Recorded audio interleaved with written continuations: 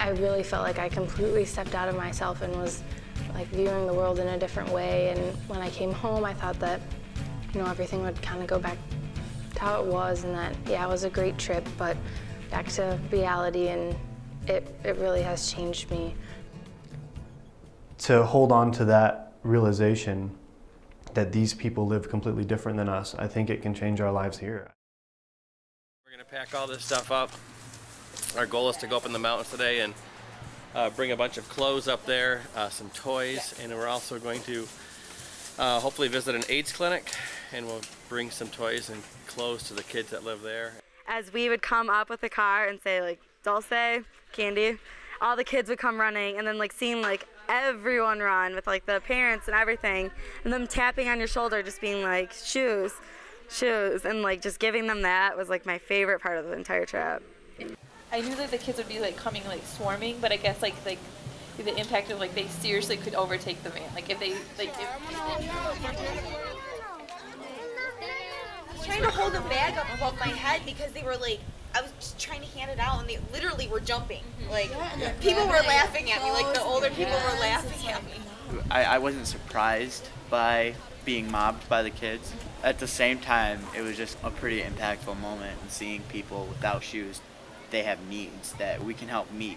Even if it's we give a pair of shoes to one person, it's like it's gonna make a difference for that person, you know? I think it was so touching when that little boy the dad was holding got those little pair of yellow shoes. Like, I love that. There was a mom that was there too, and she had 4 kids, like all little babies, and I don't know, just, and they had like nothing, like rags, it didn't fit them or anything. I don't know, it was kind of hard. Trying to comprehend that they live in that every single day is hard. No shoes, no nothing.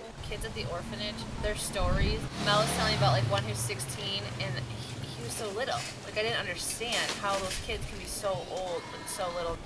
To see the kids that don't have parents, and that little girl who like wouldn't let go of my hand, and she just like kept looking up at me. At the AIDS clinic, just knowing that they're starting their life out with that, like they don't really have a chance to have a very fulfilling life. This is where all the kids sleep. When they get near the end, there's a special room back here that they'll go in, and a room in there. It's just sad that they probably do know what that room is that they'll go to right before they die, and I can't even fathom that. I asked the kid when his birthday was, and he didn't even know. That just hit me, and I felt bad. I told him that I didn't know what my birthday was.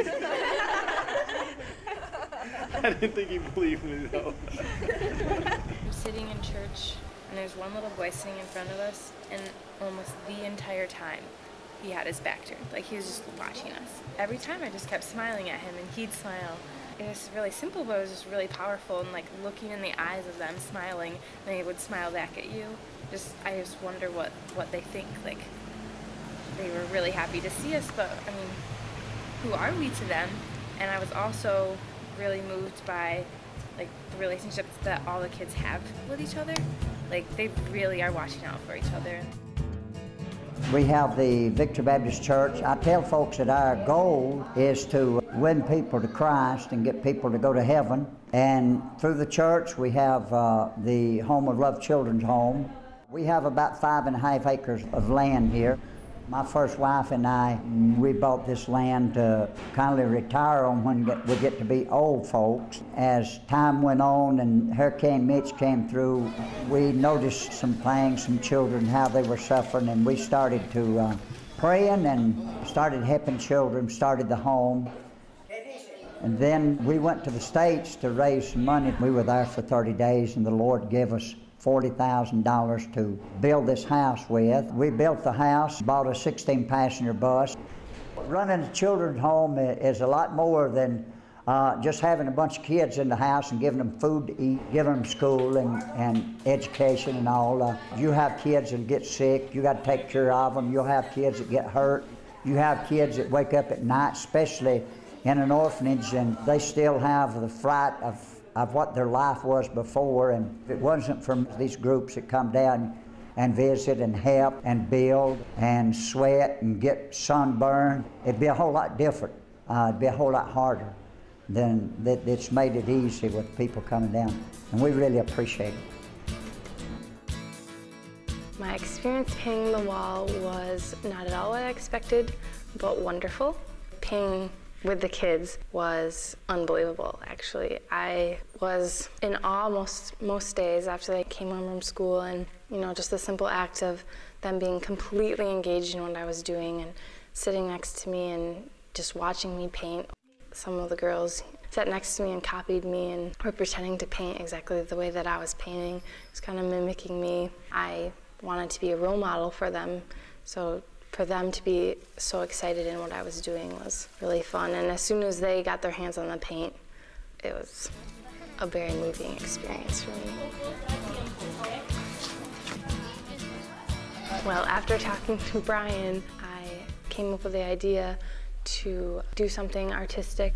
Brian came up with the idea that painting a mural would be a wonderful idea, and after talking to Arvel and kind of getting him into the idea, I started sketching and everything went from there. We saw Whitney working really hard, and she saw us working really hard, both to complete a really important task. It was a good break to just see her progression, and every time I see it, it gets more and more epic.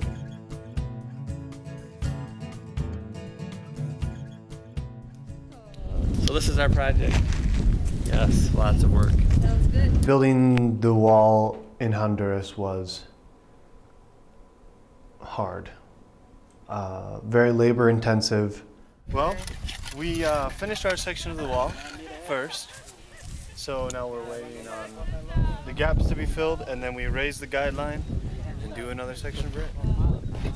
The main job was actually laying the brick on top of the mortar so the wall was stacked perfectly. I was trusted to lay the brick along this little piece of fishing line that was stretched for about 35 yards. We had to get it a millimeter away, and it was pretty hard. We are trying to make with our arm, trying to not let the water come out of our volcano. It's all technical terms, by the way.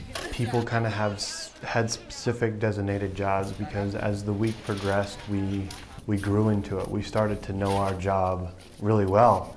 I think that because we kind of stayed in a position, it actually increased our productivity. We got a lot more efficient building the wall. We are throwing this stuff, which I think is it's the stuff that makes that. So it's here to get the rocks out of it with a shovel. So you can get nice smooth cement like this. Yeah, see the pretty cement? Here, there. I'll grab in the middle, you grab on the other side. Passing the bricks, that was the hardest part. We formed a line and we're just grabbing one, passing it to the other person, grabbing a brick, passing to the other person. We built the wall quicker than we actually expected. I think it's because we all had a pretty good work ethic.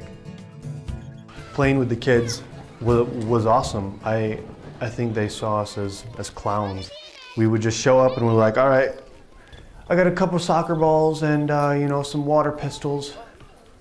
Here you go. And they had fun. We were definitely targets for water guns in the face and in the eyes.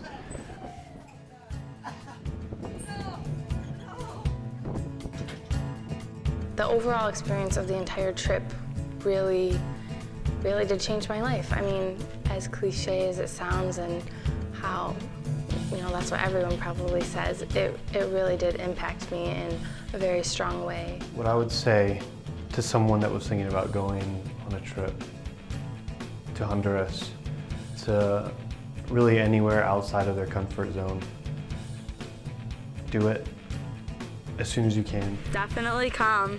It's a good experience, and I really could not afford this, and I managed to pull my way through, and it really has made a difference. I think a lot in my life than knowing to make a difference in other people's lives too.